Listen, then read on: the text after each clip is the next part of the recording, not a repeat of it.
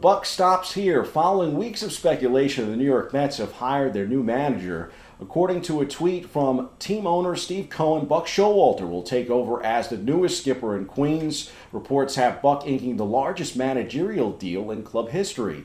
The veteran skipper, a former Yankee minor leaguer and manager, will now take over a Mets dugout that has been something of a revolving door since Terry Collins' 7-year run as manager ended after the 2017 season. Mickey Callaway was fired after 2 years following the short-lived hiring of Carlos Beltran due to his involvement in the Astros cheating scandal. Bench coach Luis Rojas took over the manager's mantle heading into 2020. He finished with a disappointing 103-119 mark, a record I would expect Showalter, a 3-time manager of the year, to improve on. Showalter headlines the 5th spot here on 5 on 5. We'll stick with baseball at 4. The Yankees may not be making moves on the field with the lockout, but the club is certainly doing its share of spreading cheer and hope away from the diamond. The Pinstripers held their 12th annual Winter Wonderland holiday toy event this past week, navigating around the COVID-19 pandemic to distribute so many toys to thousands of children. We caught up with the Yankees and some local staffers for this story.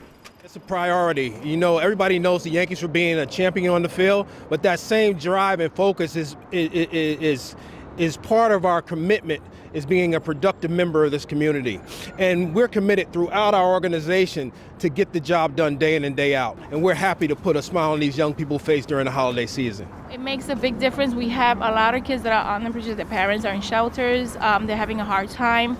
Most of our teachers try to help out raising. We do fundraisers to raise toys. So actually we are short. We're short of 98 gifts this year. So these 50 makes a big difference.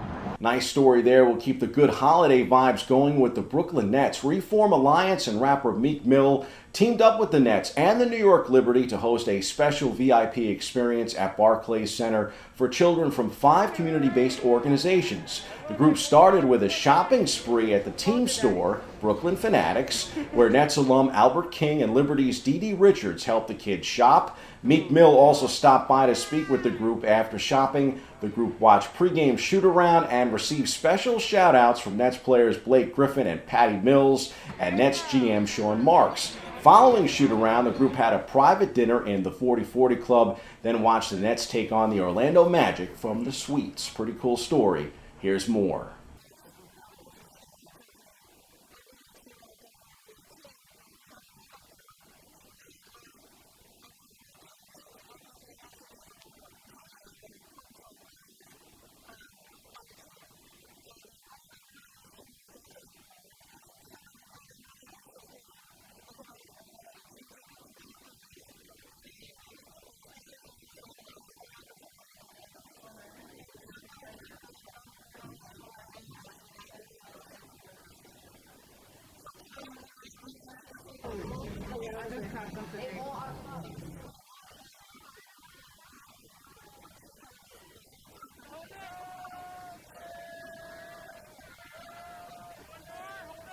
In the 2 spot, the New York Giants and New York Jets will share, having both posted defeats last Sunday. We'll start with the Jets. Gang Green was definitely more in the game in Miami against the Dolphins, despite the final outcome.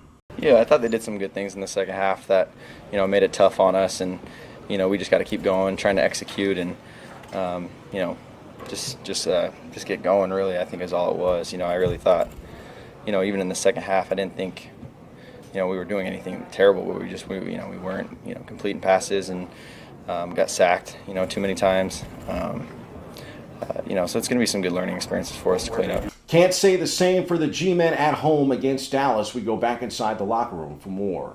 Got to figure it out. If I had that answer, I think I would be playing a lot better, to be completely honest. But at the end of the day, just got to go back to trusting myself, trusting the team, trusting the line, leading, come to work every single day, and push myself, push the guys around me.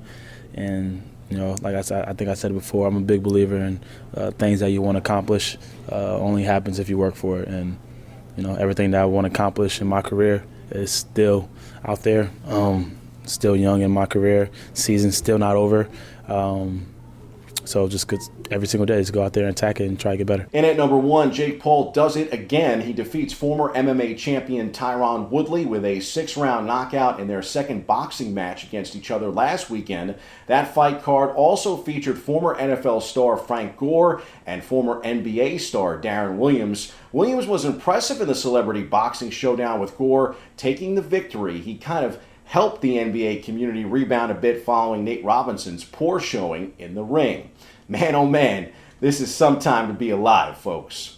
Speaking of, on the back end here of 5 on 5, we have more postponements and cancellations due to COVID-19 in sports, unfortunately. The Brooklyn Nets lost 2 games earlier in the week. The team has been completely decimated, despite welcoming back point guard Kyrie Irving, at least for games outside of New York, since he's still not vaccinated. He, too, entered health and safety protocols. The New York Rangers on the ice also lost a game midweek. We'll have more details here in the C list. Stay tuned. At 2, the G-Men will be in Philadelphia this Sunday to face the rival Eagles at 1 p.m. Meanwhile, at 3, the Jets are home to face Jacksonville at 1 p.m. on Sunday. The Jacks just fired head coach Urban Meyer and secured the number 1 pick yet again in the NFL draft. Jets should be able to win this one.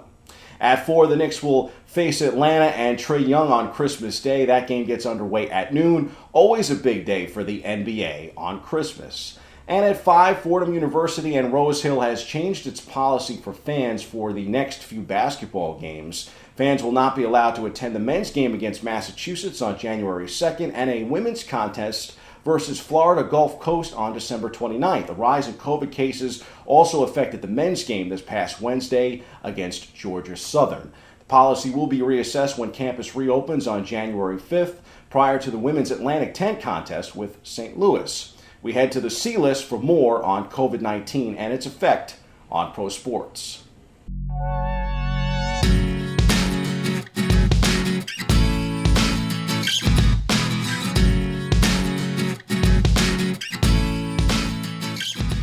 COVID-19 continues to be a difficult obstacle in so many ways. It has become the main opponent of several professional leagues and, as we just mentioned, university sports programs, as teams are forced to change their game plan in the face of positive tests or coronavirus exposures. The cancellations and postponements are the latest disruption in the U.S. due to the increased spread of COVID-19 and new variants, too, as many athletes are being asked to quarantine due to league protocols. Here's an overview from our last glance at the time of this recording.